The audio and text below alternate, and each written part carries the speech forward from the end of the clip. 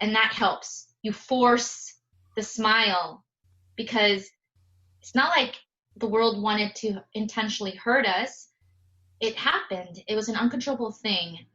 And sometimes you have to force your smile because there's so much hurt inside. Does that make sense? Oh, absolutely.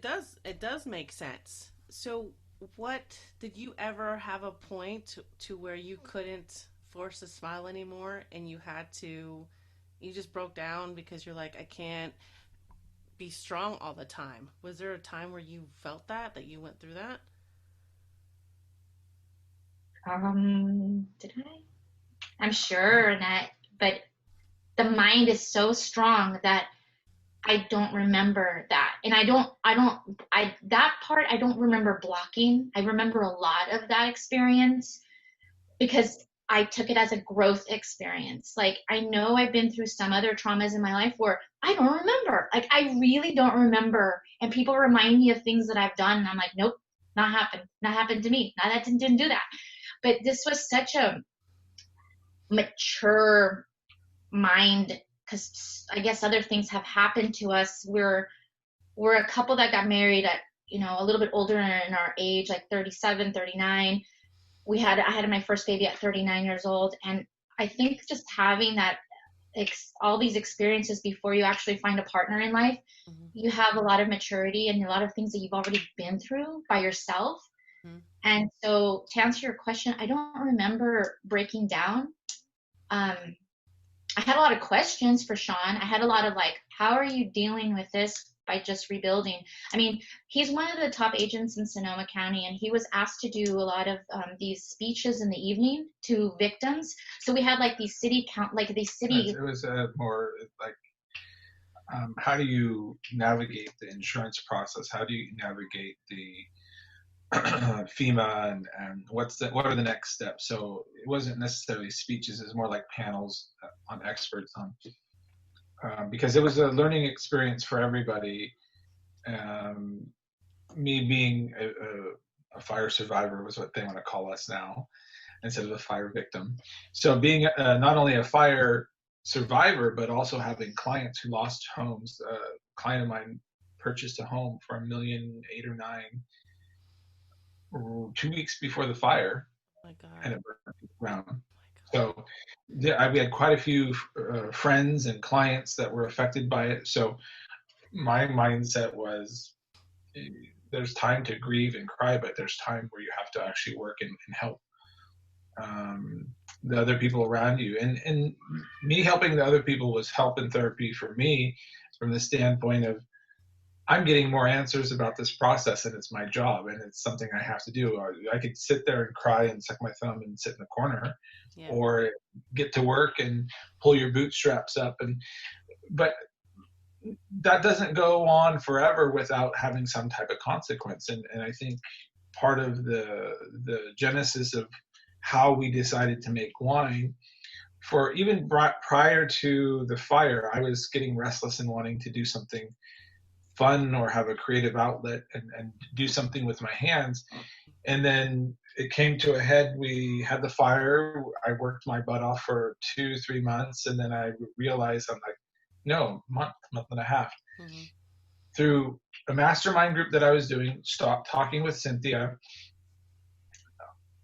I came up with the idea, let's go to Europe or rent our house for 2-3 months and just get out of here, because there's nothing holding us here. And what are you going to sell during all this crisis? I mean, the market had been decimated. People were scrambling, and there was just a ton of stress. One thing that we didn't mention, it wasn't just a 24-hour period of time. There was a plume or smoke in the air for how long? Months. No, about a good solid week and a half or so. Oh, like the strongest point? The Yeah. strong. Actually, you can't see the sun. I mean, it lasted, I want to say, almost 5, 6, 7 days or so. So it wasn't an acute thing and happened. It drug on for a period of 6 or 7 days. Yeah. And the interesting thing is, not only did we lose our house, my grandma, she read my mind. We stayed in the area for 3 days, 4 days, Cynthia was able to be on the bed with my grandma for like day 2 or 3. And the next day we're headed to Santa Cruz to escape for her birthday. And well, it was also, already pre-planned, but then it was time to go because we gotta the go. fire. The kid couldn't be outside. We couldn't be outside. Nobody could be outside. Like Shawn had said, that aluminum cars. I mean, the cars were melted. That's what we were smelling the whole time. I mean, not just one house, not two houses, not a block. I mean, Over it was 5,000 houses. 5,000 houses, and you're smelling and you're breathing that air of all the toxins. If you look around your house, and if you were to catch something on fire, just one house, can you imagine like an entire city, like half of the city was burnt down. So we were breathing that air. It came in good time. We left the area. We went to Santa Cruz for a little bit of just to get away. Out. And then another fire started there right when we were leaving. We're like, oh shit, fire follows us everywhere. Bottom line, not only did we lose a house, my grandmother, who was moved to my mom's ranch because she lives off of Chalk Hill Road, which was in the path of the fire too. I think she, at 90, how old was Grandma? 95. In her 90s. Wow. She had all her family around, gathered at my mom's house. My mom's the oldest of 7. And I said, I think my grandmother decided, because she was pretty much healthy, but starting to need more care. She was living on her own still, pretty much. And I think she just decided to pull the ripcord and say, hey, I have my family around me. There's disaster. Time to peace out. And Cynthia had a really long conversation with her the night before she died. And the next day we were in Santa Cruz, and I get a call from my mom saying, Grandma's gone. Oh my gosh. There's a lot of that the news doesn't cover. Yeah. Aftermaths. People who were older. They said peace out. They said out. I think they made a choice. And I think my grandmother made a choice that it was time. And so it's not just the instant deaths. Like I have a friend who her parents died in their house from suffocation from the fire. So the amount, like we said, the amount of stories and the amount of things that came out of that are pretty intense. So back to wanting to work with the hands and do something other than real estate, we said twofold. Let's get out of here. Let's go visit some friends in Europe. And we traveled for 45 days through Europe. Right before we left, we ran into a friend at a real estate banquet, whatever, early December. He says, oh, I just bought a castle in Italy. So we added that to the itinerary, amazingly enough. So we were able to visit 4 or 5 countries. How many was it? 6. 6. Okay. So she knows, she keeps better track than me. And we're able to go Spain, Austria, Switzerland, Italy, and Denmark and Sweden. Sweden.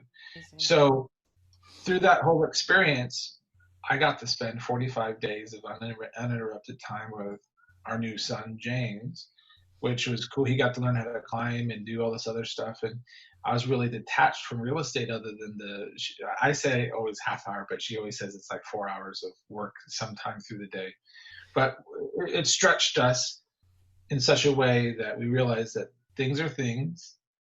And we got to go try some amazing wine in Italy. And then when we came back, it was time for us to, figure out what's the next step. And I always thought it'd be fun to get involved with something that is very Sonoma County-ish and make some wine. And not only to give as gifts to clients, but to have some other creative outlet. Because working nonstop for the month and a half after the fire, I never cried. I never really had any breakdowns. But the accumulation of all that happening, our solution was to leave and reset. And it's being aware of yourself. And I said, Cynthia, here's an opportunity for us to go. And I was even considering just renting the house. We had a couple companies interested in renting our house for $6,000 a month for a full year.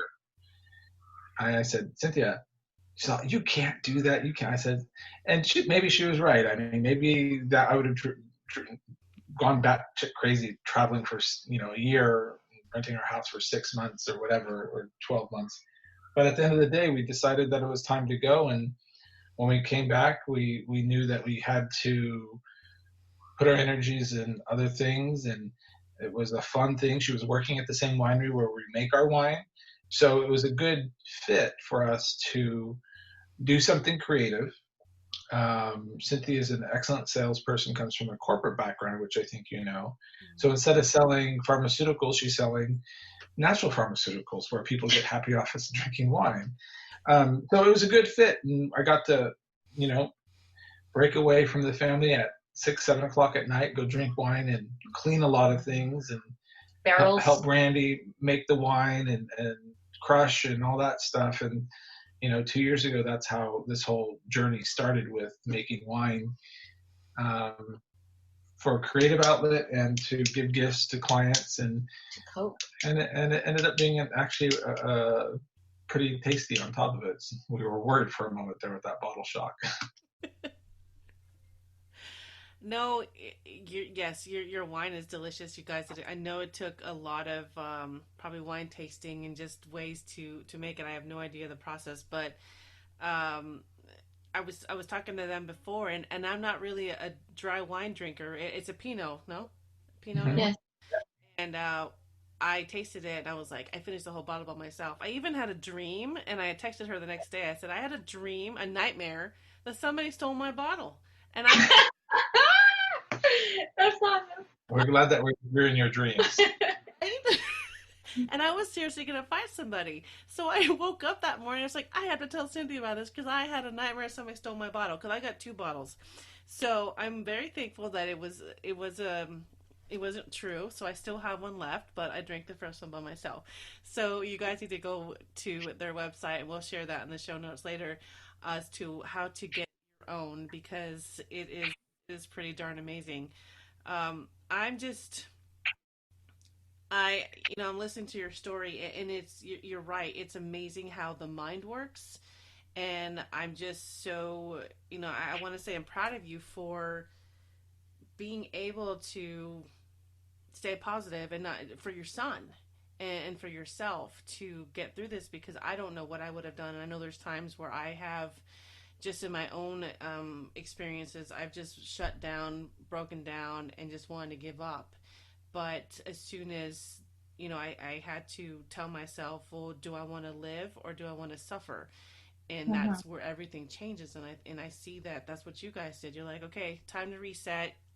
Went on took a break, came back, and was like, okay, it's on. Let's do this. And so that's really amazing to see both of you guys together work. 'Cause I'm sure it's difficult. I'm sure. I mean, even you were saying, Shawn, where are your feelings? Like, men are so different, right? They cope with things so differently, and they go into this warrior mode, and you're like, how the heck do you do that?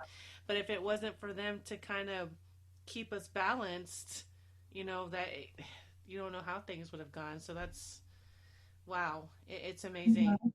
Um, so you also went through other life events, and I think it's important to bring up, only because I've had guests in the past talk about it, is miscarriages. So Yeah. And I attribute that, Annette, to a lot of your mind. I keep going back to your mind. Um, yeah, I'm a little older than, to have a baby, but it's not impossible. Obviously, I had 2 babies, a total of 5 pregnancies. And I kept losing. It was, so I had a miscarriage, and then I had James, and then I had a miscarriage, and then the last baby survived, and I think it was a lot of work on our part. Um, so the mind. Okay, so the 2 back-to-back miscarriages happened after the fires. During that time, I had no way of telling, like, oh, the fires did it, or it was due to stress. Now looking back, absolutely, it's due to stress. Like, if you are in trying to get pregnant, or I knew that I was fertile, but why weren't they surviving past, like, the 3 month zone, right? Like, what was happening? Yeah, probably stress, major component of pregnancy. I learned, and I tell all of my friends, and I hope this gets through somebody listening, that you and your baby are one person. So if you, as okay,